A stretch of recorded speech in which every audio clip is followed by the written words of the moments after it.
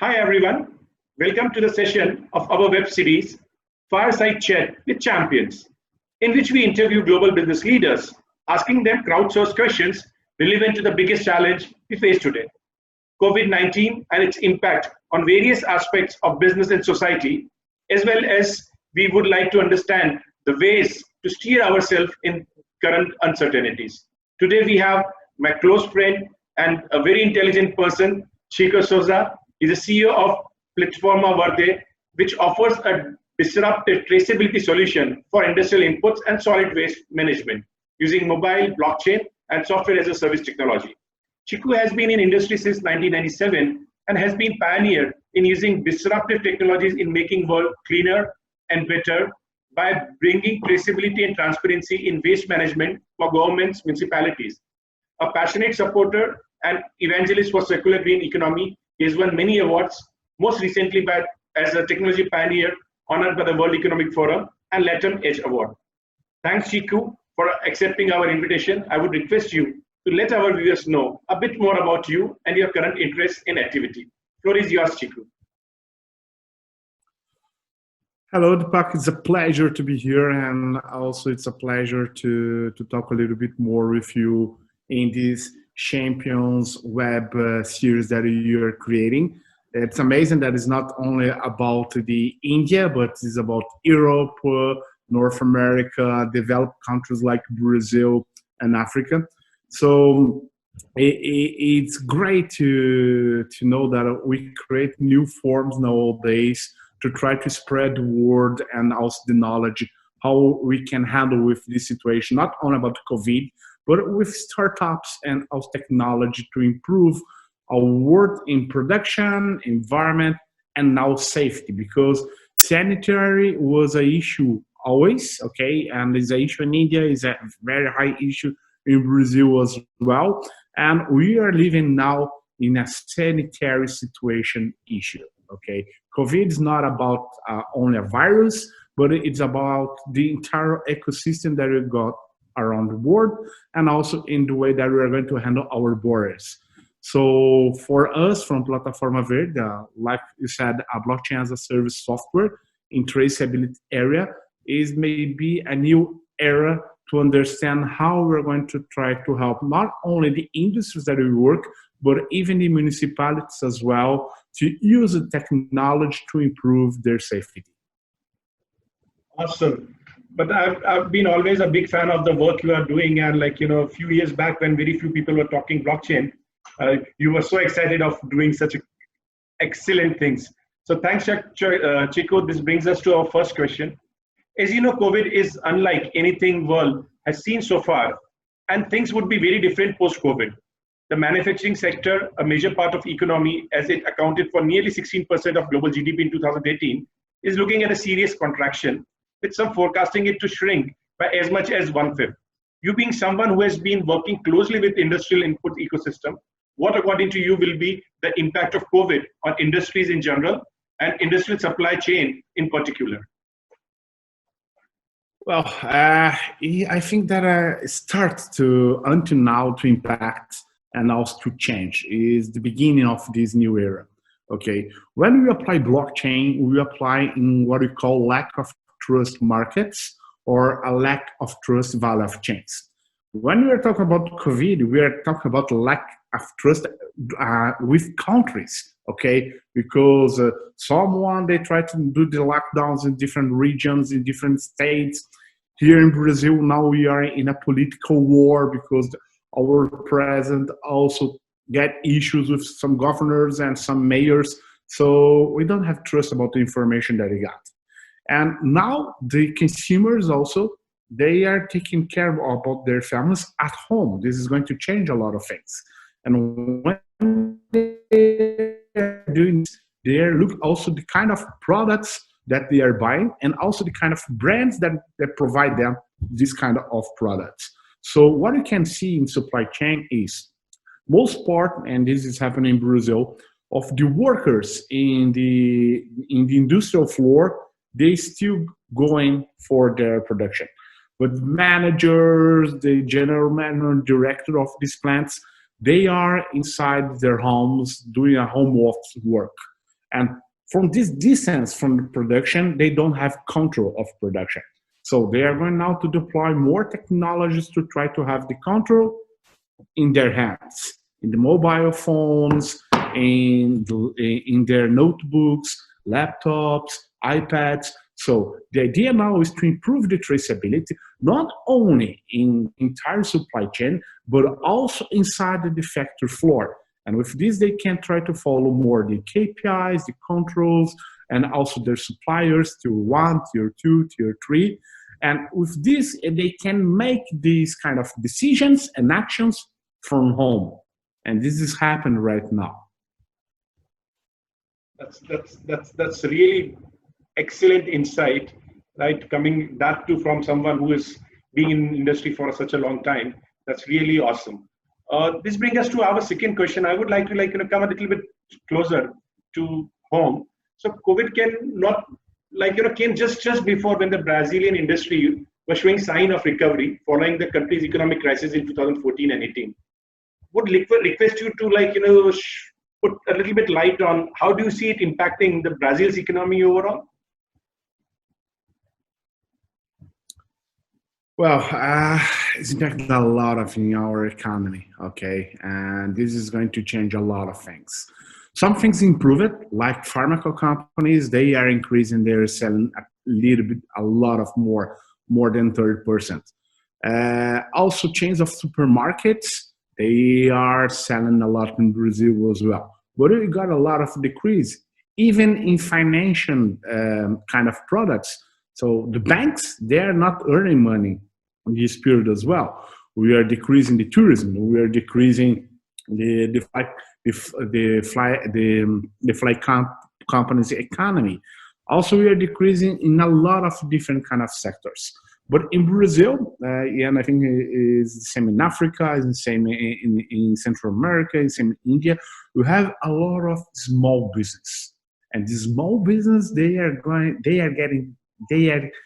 are receiving this punch pretty hard, okay?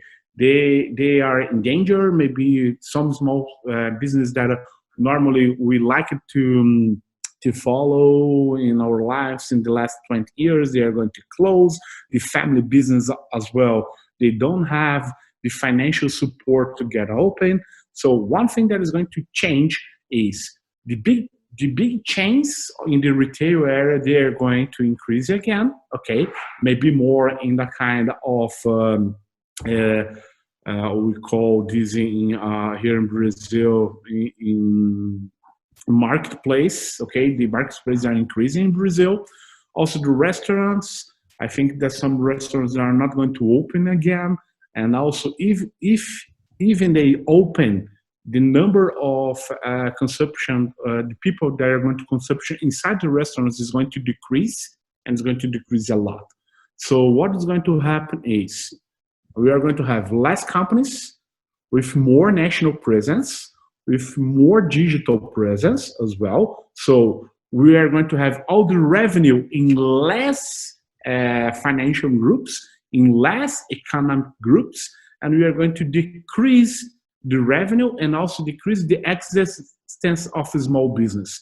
This is going to be a very hard issue, I think, not only for Brazil, but in other developed countries like ours. No, I agree. So SMEs in country like yours and mine, which are developing, they play a very substantial role. And when they start seeing the heat, 40% or 30% of them will definitely close down. That will restrict money in hands of a few people, then to have more people, so that the economy can rotate that money. So you are 100% right, that we all are in same boat, brother. So yeah, now I'm actually trying to bring you closer to something which you love a lot, right? So we know that actually the COVID, as you rightly said, is impacting different sectors in different countries in a different way. We have seen supply chain which are broken. We are seeing the availability of manpower which is getting constrained. We also see capital drying up. And that is not just only for the industry, but that is also for government and municipalities.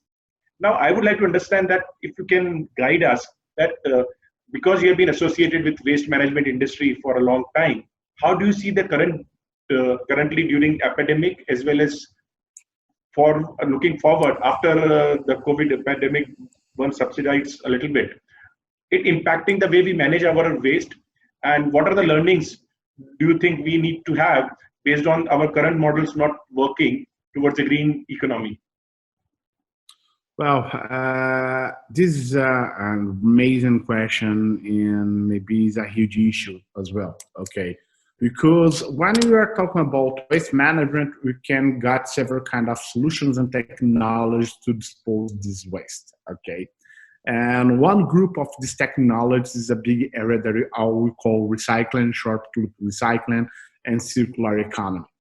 But the problem that that kind of materials, they can spread the virus as well. Okay, we can get the virus for 5 hours in paper, 8 hours in plastic, maybe more than 1 day in different kind of metals like iron, and non-metals like aluminum and others. So this is an issue because when we are talking about recycling, we are talking about sorting. And when we talk about sorting this kind of materials, we are talk about social issues, okay? And our development countries, they got this because it's people that they do the sort of this material to resell.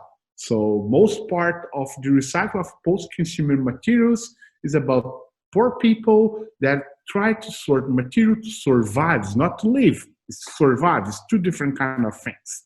And now they are not more allowed to do that because of sanitation issues and the risks of their health. In Brazil, what happened, I can give you the example of the city of São Paulo.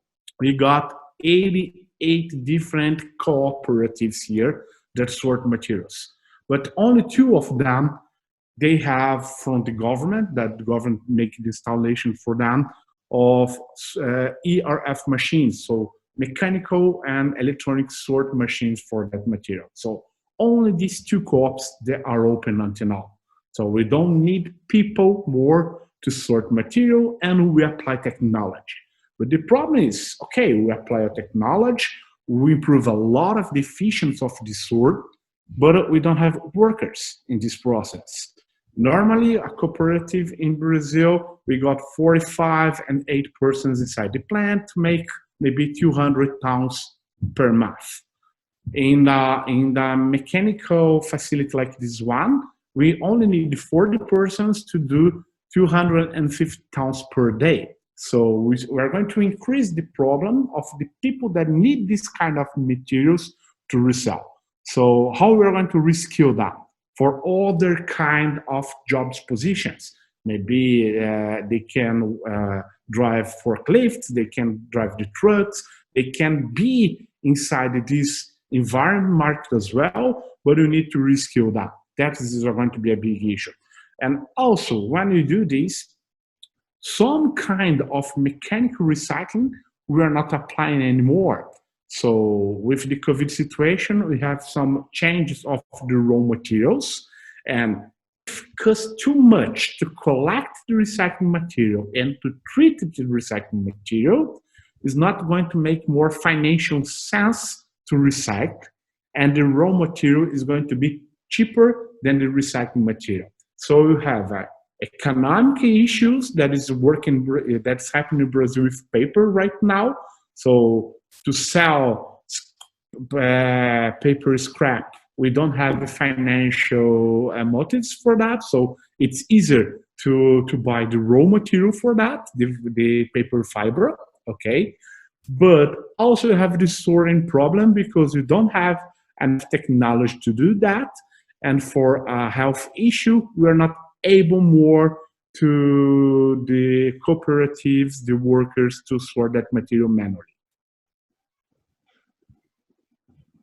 So these are the challenges we face, across the globe, and we need to find some answers to that.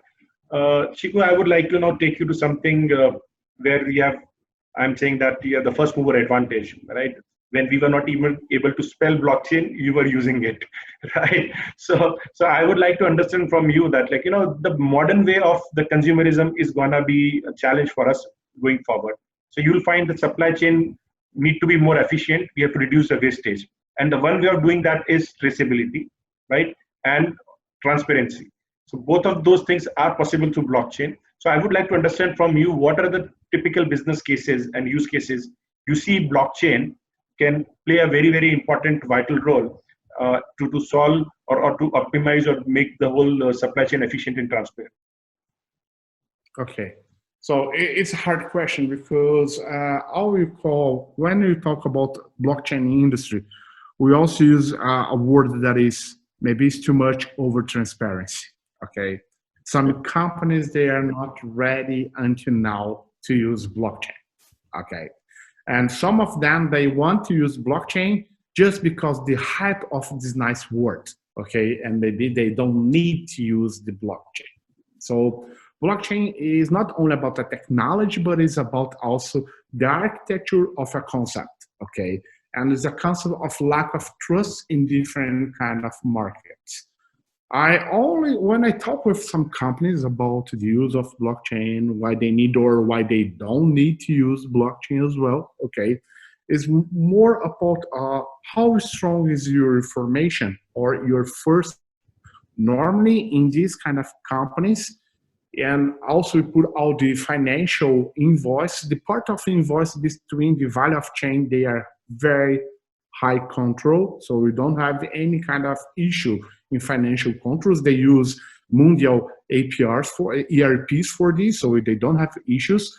But when they're going to talk about the receipts for some kind of load or for some shipment, or the warehouse control, we can see a lot of problems, even internally of a big brand, okay?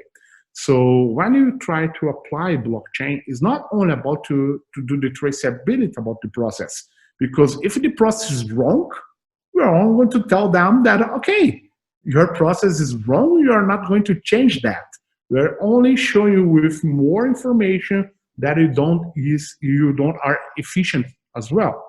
So normally, we want to apply these in a very high value products and medicines, control medicines for different kind of disease. In these, yes, you should use blockchain, okay? Also, in some warehouse with some kind of raw materials in different kind of formulations, maybe you cannot provide the product that you want to sell, but also it can be a provider for a black kind of market. So in this kind of warehouse, we should control that materials in blockchain. Army, we have a very amazing problem in Brazil that when you go for we're going to do some inventories in our army, the numbers don't match. We don't have the right number of ammunition, also don't have the right number of rifles, and also in army, you should control. But also in countries like Brazil, if someone is allowed to have a gun at home, this could be a kind of blockchain control as well. So I think we are starting to understand a little bit more, and the companies are starting to be a little bit more mature about the use of blockchain. But until now, I think we can concentrate this kind of use in some kind of markets that we need more control.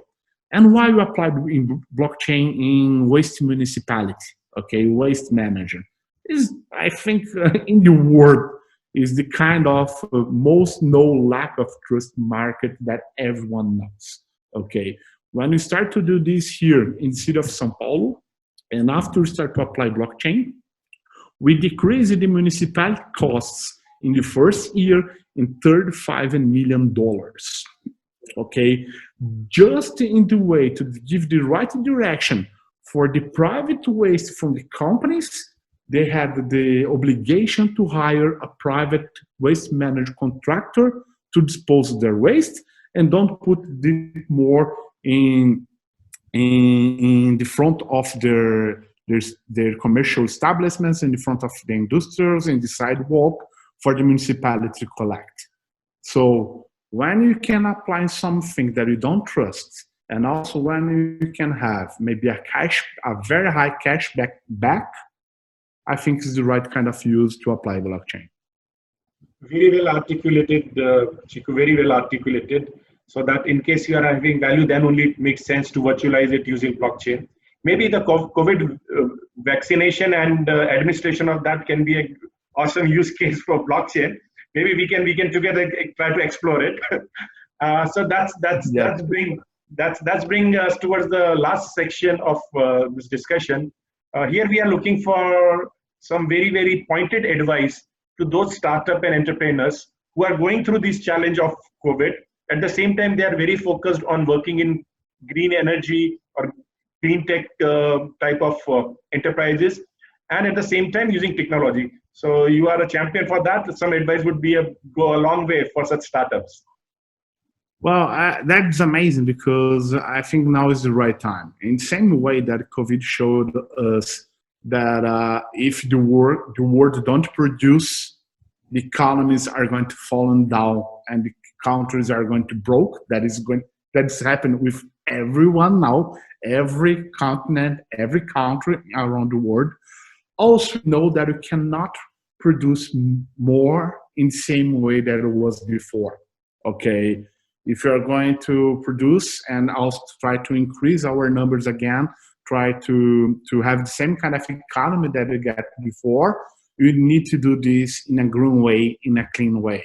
So we need to provide with clean energy. We need to get solutions for short loop recycling, for circular economies as well, to decrease the extraction of raw materials, and also to rethink our logistics, the way that we are delivering everything. So I think that our world after COVID, every country is going to try to run up their production again, to try to save their economies, maybe in the last 2 years. But when they accelerate this, these new entrepreneurs, they should accelerate the sustainable production as well. Awesome. Thanks, Chicko. Thanks a lot. So that's words of wisdom from someone who have worked across the globe in different type of economies, and that's a huge value for our audience. I've learned a lot from this discussion, as always, when I interact with you, and I'm very sure that the audience would have also got some takeaway points from this discussion. Thanks a lot, Chicko. Wish you all the best. Thanks. Stay safe, and God bless all of us, and look forward to see you soon. Thank you very much, Deepak. It was a very nice chat again. Maybe in the next year we can do this sitting together again, not only in these virtual sessions that are going to be much more part of our lives beginning now. But it's amazing that this kind of situation also can provide a short content for our distance. It's amazing you're in India, and I'm here in Brazil, and we are so close in this kind of situation. So thank you very much. Please be safe, and I hope that I can shake your hand in next year. Bye-bye. Take care. Thank you. Take care. Okay.